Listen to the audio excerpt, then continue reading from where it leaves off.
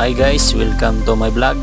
Magandang araw po sa ating lahat. Ipapakita ko lang po ang aming tanim na mais. Sa ngayon, 50 days yellow corn hybrid. At sana makaabot to sa mataas na presyo sa pag-aani.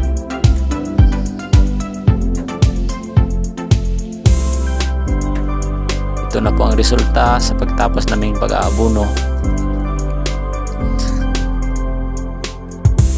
At maraming salamat po sa inyong panonood.